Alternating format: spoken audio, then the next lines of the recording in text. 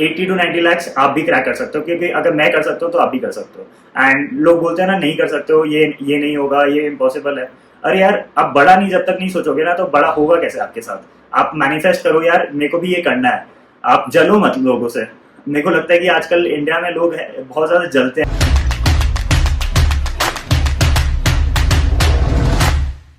Hi guys, this is Shreyansh, welcome to my YouTube channel. तो आज हम डिस्कस करेंगे कि आप 80 से 90 लाख कैसे कमा सकते हो।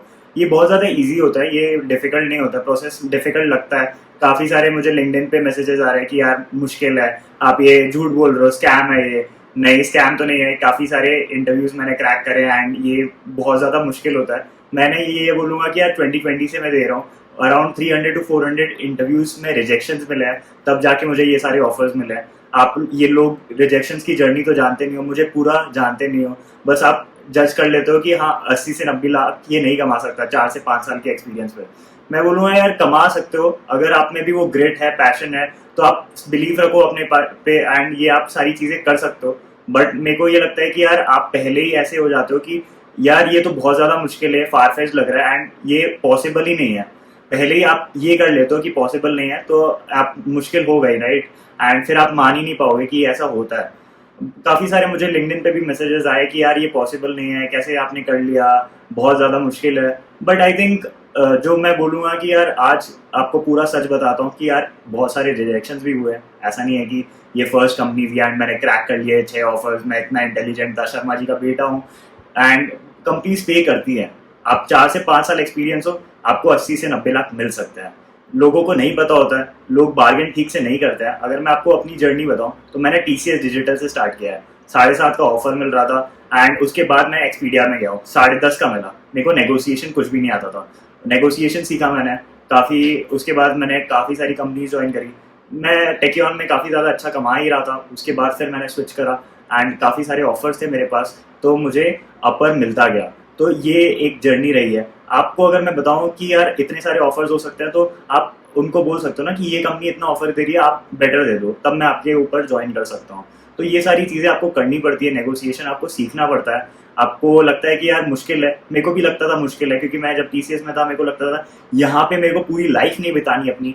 मेरे को लगता था कि यार यही कंपनी है, मेरे को लगता है और आगे बढ़ नहीं पाऊंगा, मैं स्विच नहीं कर पाऊंगा। लेकिन आज देखो मैंने काफ़ी सारे स्विच किए एंड अभी मैं अच्छे मुकाम पे हूँ, अवलारा में काम कर रहा हूँ and I think they are paying really good. तो मैं ये बताऊंगा कि मुझे ऑफर्स थे अमेजॉन, माइक्रोसॉफ्ट, जो 80 से 90 लाख दे रही थी। चूज़ करने का, नहीं चूज़ करने का रीज़न अलग था कि मेरे को क्यों नहीं चूज़ करना था। मेरे दोनों ही ड्रीम कंपनीज थे, बट मेरे को ये है कि यार मैंने क्रैक कर लिया वो कंपनीज। बहुत ज़्यादा मुश्किल होता है जर्नी क्रैक करना, जर्नी में जाना आगे, क्योंकि काफ़ी सारी मुश्किलें भी आती हैं। आपको मुश्किलों का पता होता नहीं है, लेकिन आप लिंक्डइन पे पोस्ट तो ज़रूर डाल देते हो। तो अगर मैं आपको बताऊं कि क्या क्या चीज़ें आपको ध्यान में रखनी चाहिए अगर आप ये सारे इंटरव्यूज दे रहे हो, तो आपको ये ध्यान में रखना चाहिए कि पहले मैं क्या क्या चीज़ों की वजह से रिजेक्ट हुआ हूँ।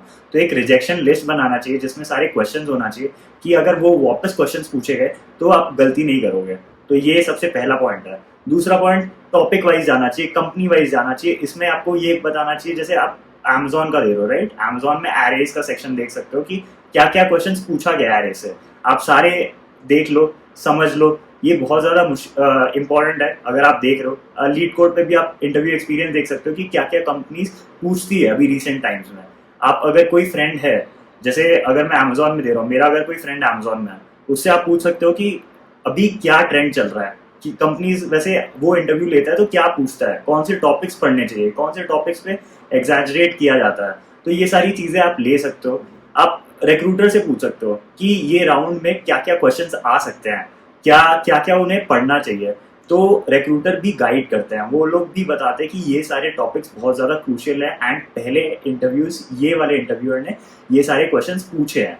तो आपको ये सारी चीज़ें ध्यान में रखनी पड़ेंगी एंड आपको रिक्रूटर से भी काफ़ी ज़्यादा फ्रेंडली होना पड़ेगा। आपको मॉक इंटरव्यूज भी करवाने पड़ेंगे। एंड अगर मैं आपको रोड मैप बताऊँ कि अगर आपको ऐसा क्रैक करनी है तो कैसे कर सकते हो, रोड मैप से पहले मैं आपको ये बता सकता हूँ कि ये जो 80 से 90 लाख बोल रहा हूँ, ये स्टॉक्स वॉक्स मिला के है कंपेंसेशन। एंड इसके अलावा आपका अगर बेस आप देखोगे तो 40 से 50 के बीच में आपका बेस होगा। कोई भी कंपनी पकड़ लो, माइक्रोसॉफ्ट, अमेजॉन, अगोडा, ये सारी कंपनीज इतना ऑफर कर रही थी। एंड उसके बाद बोनस होता है, फिर स्टॉक्स होता है, तो आपका 90 लाख आराम से बन जाता है। एंड अगर मैं बताऊं तो ऑब्वियसली मुश्किल लगता है, मैं 7.5 से अगर इतना आ सकता हूँ तो आप भी आ सकते हो। ये एक मोटिवेशन वीडियो है कि मैं कर सकता हूँ तो आप भी कर सकते हो। एंड ये आपको मैं बेटर करने के लिए बोल रहा हूँ, क्योंकि मैं वो चाहता हूँ कि यार मैं कम्युनिटी को गिव बैक करूँ। इसलिए मैंने यूट्यूब पे अपना कंटेंट क्रिएशन स्टार्ट करा था, क्योंकि मैंने यहाँ से ही सीखा था काफ़ी सारी चीज़ें, जैसे डेटा स्ट्रक्चर सीखा था, सिस्टम डिज़ाइन सीखा था, बहुत सारी चीज़ें सीखी थी। अब मुझे कम्युनिटी में वापस देनी है, तो इसलिए मैं आपको ये motivation as a motivation video बता रहा हूँ। अगर मैं रोड मैप बताऊँ तो डेटा स्ट्रक्चर्स में आपको क्या करना चाहिए, आपको टॉपिक वाइज करना चाहिए। जैसे अब एरेज कर लिया आपने, लिंक लिस्ट कर लिया, सब कुछ कर लिया। आपको डेटा स्ट्रक्चर्स में अब मैं बोलूँ तो 2 शीट्स तो आपको कर लेनी है। पहले ये टॉपिक वाइज से आप कॉन्सेप्ट क्लियर कर लो कि अगर आपको कॉन्सेप्ट पता है, जैसे BFS पता है आपको क्या होता है, DFS पता है आपको क्या होता है, ये दोनों कॉन्सेप्ट पता है, और बाकी हर एक टॉपिक में आप देख लो कि क्या क्या कॉन्सेप्ट होते हैं, वो आपको पता है। अगर बेसिक्स आपके क्लियर है तो आप शीट्स करना चालू करो। तो 2 शीट्स मैं रिकमेंड करता हूँ हमेशा, ग्राइंड 75 और ब्लाइंड 75। ये दोनों शीट्स कर लोगे तो आप अच्छे से प्रिपेयर्ड हो जाओगे डेटा स्ट्रक्चर्स के लिए। उसके बाद कोई भी क्वेश्चन आता है तो आपने 150-200 क्वेश्चन तो कर लिए, राइट। एंड उसमें उसके बाद आप कोई भी क्वेश्चन देख सकते हो, हाँ अच्छा ये तो इस टॉपिक से लिंक है एंड इसको हम ऐसे कर सकते हैं, ओके तो ये इसमें डीपी लग सकता है, ऐसे करके हम कर सकते हैं। अगर आप बेसिक हो, एकदम न्यू हो कोडिंग को लेके, तो मैं ये कह सकता हूँ कि रोज 2 से 3 प्रॉब्लम करो। क्योंकि जब मैं TCS में था ना, मैं रोज 2 से 3 प्रॉब्लम करता था एंड वो एक गिटहब में डालता था कि मेरी एक सबमिशन की दिखे लिंक। एंड वो गिटहब में डालने के बाद मैं देखता था अच्छा ये सारे तो मैंने सबमिट कर दिए तो ग्रीन आ गया। एंड ये मैं करता रहा। आई थिंक अगर आप 365 डेज तक करोगे, 365 इंटू 2, तो आप इतने सारे क्वेश्चंस कर लोगे, तो आपका ग्रिप काफ़ी ज़्यादा अच्छा हो जाएगा। मैं ये बोलूँगा कि यार कॉम्पिटिटिव कोडिंग की कोई ज़रूरत नहीं है, आप लीड कोड पे फोकस करो। लीड कोड अगर आप कर लेते हो तो बहुत ज़्यादा अच्छा है। गीक्स फॉर गीक्स पे भी आप देख सकते हो topic wise. I think Geeks for Geeks और लीड कोड मैंने रेफर करा था। गीक्स फॉर गीक्स अगर आप स्टार्ट कर रहे हो, टॉपिक वाइज कर रहे हो, तो गीक्स फॉर गीक्स सजेस्ट करूँगा। अगर आप थोड़ा इंटरमीडिएट मीडियम लेवल कर सकते हो तो लीड कोड पे जाने को मैं बोलूँगा, क्योंकि काफ़ी सारे क्वेश्चन है उधर। प्रीमियम वगैरह कोई चीज़ लेने की ज़रूरत नहीं है। लोग बोलते हैं कि प्रीमियम ले लो, पहले आप बेसिक तो कर लो, उसके बाद देखते हैं। एंड ये सारी चीज़ें आपने कर ली तो डेटा स्ट्रक्चर आपका स्ट्रॉन्ग है। एंड अगर मैं बाकी बात करूं तो अगर आप थोड़ा एक्सपीरियंस हो तो सिस्टम डिज़ाइन भी पूछा जाता है। सिस्टम डिज़ाइन की अगर मैं बात करूं तो बेसिक गौरव सेन की प्लेलिस्ट देख लो, ठीक है। कॉन्सेप्ट एंड कोडिंग की कुछ कुछ वीडियोस देख लो, काफ़ी ज़्यादा अच्छी हैं। एंड आपको बेसिक तो पता लग ही जाएगा कि अच्छा ये सारी चीज़ें करनी है। उसके बाद आप कोई एक बुक लेके फॉलो कर सकते हो। जैसे अगर मैं एक वीडियो की बात बताऊं तो जो वीडियो बना भी रहा है, अगर मैं वीडियो बना रहा हूँ कोई सिस्टम डिज़ाइन पे, मैं भी कहीं से पढ़ के बना रहा हूँ ना, मैं 4-5 जगह से पढ़ के बना रहा हूँ, उसको क्यूमुलेट कर रहा हूँ एंड फिर मैं बता रहा हूँ। तो 100% मैं नॉलेज ले रहा हूँ, लेकिन मैं आपको डिलीवर कर रहा हूँ तो 90% नॉलेज ही डिलीवर कर रहा हूँ। एंड जब आप देख रहे हो तो आप 80% लेके जा रहे हो, 20% तो मिस हो जा रहा है। तो अगर आप डायरेक्टली बुक पढ़ोगे ना तो आपको 100% नॉलेज मिलेगा। इसलिए मैं सजेस्ट करता हूँ कि कोई भी सिस्टम डिज़ाइन हो गया, अगर जावा के कॉन्सेप्ट्स आपको देखने हैं तो ये सारे के लिए आप बुक रेफर कर सकते हो। अगर बुक चाहिए तो सिस्टम डिज़ाइन के लिए ग्रॉकिंग द सिस्टम डिज़ाइन इंटरव्यू करके बुक है, इसमें आप देख सकते हो। ये काफ़ी ज़्यादा अच्छी बुक है जो हेल्प करेगी आपको कि सिस्टम डिज़ाइन क्या क्या चीज़ें हैं। एंड अगर आप थोड़ा एडवांस जाना चाहते हो तो अर्पित बिहानी की जो प्लेलिस्ट है वो भी अच्छी है, उसमें आप डायरेक्टली अच्छे से समझ सकते हो, बट वो थोड़ा एडवांस में आता है। एंड उसके अलावा अगर मैं बात करूँ सिस्टम डिज़ाइन की, तो सिस्टम डिज़ाइन के लिए और कुछ करने की ज़रूरत नहीं है। अगर मैं बात करूँ कि और क्या क्या चीज़ें होती है, जैसे लो लेवल डिज़ाइन होती है, हाई लेवल डिज़ाइन होती है। लो लेवल डिज़ाइन में आपको बस ये ध्यान में रखना है, आप सॉलिड प्रिंसिपल्स फॉलो करो एंड कोड मॉड्यूलर हो, कोड कंपैटिबल हो, सब कुछ हो, मतलब ये सारी चीज़ें होनी चाहिए। एंड एक्सटेंसिबल हो, ये सारी चीज़ें हो जाए तो आपका सॉर्टेड है, आपको और कुछ करने की कोई ज़रूरत नहीं है। तो ये सारी चीज़ें आपको करनी चाहिए अगर आप लो लेवल डिज़ाइन देख रहे हो।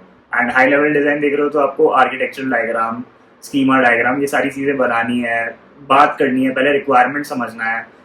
ये सारी चीज़ें बहुत ज़्यादा इंपॉर्टेंट रहती है, क्योंकि लोगों को पता नहीं होता, लोग आर्ग्यू करने लग जाते हैं। आपको आर्ग्यू नहीं करना है इंटरव्यू में, आपको ये बताना है कि अच्छा ये क्वेश्चन पूछा है तो और क्या क्या चीज़ें कवर करना है इंटरव्यू में, आपको पहले क्लैरिफिकेशन करना है। क्योंकि अगर आप क्वेश्चन नहीं पूछोगे तो इंटरव्यूअर को लगेगा अच्छा ये तो पढ़ के आया, ये तो कर लेगा, तो एक थोड़ा नेगेटिव कॉनोटेशन जाता है। तो आप क्वेश्चंस पूछो, उससे पहले पूरा क्लैरिफाई करो क्वेश्चन, एंड वो हो गया। उसके बाद आप सजेस्ट करो कि इससे कर सकते हैं, इससे कर सकते हैं, इसको ऐसे ऑप्टिमाइज कर सकते हैं, आप बताओ कि कौन से कोड लिखा है, एंड फिर डिस्कस कर सकते हो। एक इंटरव्यू में आपको डिस्कसिंग में रखना पड़ेगा, क्योंकि अगर आप खुद बोलते जाओगे एंड डिस्कस नहीं करोगे तो वो वन साइडेड लगेगा। आपको एक ऐसे बात करना है कि आप फ्रेंड से बात कर रहे हो। तो ये काफ़ी सारी चीज़ें हैं जो हेल्प करती है इंटरव्यूज़ में। एंड अगर मैं बात करूँ कि यार बहुत सारी कंपनीज है जो कॉम्पिटिटिव पे करती है, जैसे फैंग हो गया, फैंग तो पे करती हैं, और भी बहुत सारी कंपनीज है जैसे जो कॉम्पिटिटिव पे करती है। एटलासियन हो गया कि अच्छा पे करती है, कॉइन बेस हो गया अच्छा पे करती है, ऊबर हो गया काफ़ी अच्छा पे करती है। तो बहुत सारी कंपनीज अच्छा पे करती हैं इंडिया में, एंड अब्रॉड भी काफ़ी सारी कंपनीज अच्छा पे करती है। रिमोट जॉब्स में भी बहुत सारी कंपनीज अच्छा पे करती हैं।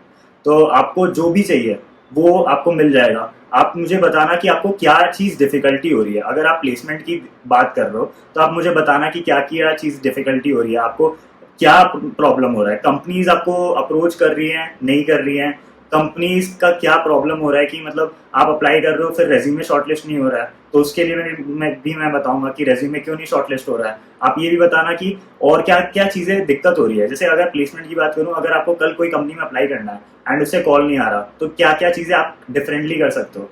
प्रोजेक्ट्स बनाना बहुत ज़्यादा ज़रूरी है। 2 इम्पैक्टफुल प्रोजेक्ट्स होने चाहिए आपके रेज्यूमे में। बहुत सारी चीज़ें रेज्यूमे में भी होनी चाहिए, तो वो सारी चीज़ें भी हम डिस्कस करेंगे। लेकिन आप मुझे कमेंट सेक्शन में बताना ज़रूर कि क्या क्या चीज़ें आपको चाहिए आगे जाते हुए, एंड मैं आपको सारी वीडियोस लेके आऊँगा। एंड 80 to 90 lakhs आप भी क्रैक कर सकते हो, क्योंकि अगर मैं कर सकता हूँ तो आप भी कर सकते हो। एंड लोग बोलते हैं ना नहीं कर सकते हो, ये नहीं होगा, ये इम्पॉसिबल है। अरे यार, आप बड़ा नहीं जब तक नहीं सोचोगे ना तो बड़ा होगा कैसे आपके साथ। आप मैनिफेस्ट करो यार मेरे को भी ये करना है। आप जलो मत लोगों से। मेरे को लगता है कि आजकल इंडिया में लोग बहुत ज़्यादा जलते हैं एक दूसरे से कि ये कैसे कर लिया, तो वो नेगेटिव कमेंट्स लिखने लग जाते हैं। आई थिंक जलना नहीं चाहिए, आपको अपने पे फोकस करना चाहिए। आपको अपना बेस्ट वर्जन बनना है। आप ये देख सकते हो कि क्या क्या चीज़ें आप करोगे तो बेस्ट वर्जन बनोगे अपना। तो ये सारी चीज़ें आपको देखनी चाहिए एंड आपको करनी चाहिए। आप कभी किसी का बुरा मत करो, लोगों को बुरा करने दो, एंड आप अच्छा करो, एंड आप मैनिफेस्ट भी अच्छा करो कि यार आप स्किल्स गेन करो तो आपके साथ अच्छा ही होगा।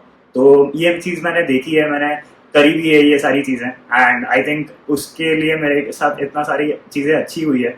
तो बस आप लोग को एक मोटिवेशन देना था, सेल्फ बिलीव देना था, क्योंकि अगर मैं कर सकता हूँ तो आप भी कर सकते हो। बहुत सारे लोग आपको डिस्करेज करेंगे ये जर्नी में, आपको नीचे खींचने चाहेंगे, लेकिन आपको अपना मेहनत करते रहना है, आपको अच्छा काम करते रहना है, आपको पढ़ते रहना है। लक ऑब्वियसली सब जगह इन्वॉल्व रहता है, बट आप मेहनत नहीं करोगे तो लक नहीं आएगा आपके साथ। एंड आपकी कोई भी हेल्प करने के लिए इस जर्नी में मैं आपके साथ ही हूँ। मैं आपको नीचे एक फॉर्म लिंक भी दूंगा जिसमें आप फिल कर सकते हो एंड बता सकते हो आपके क्या क्या क्वेश्चंस है।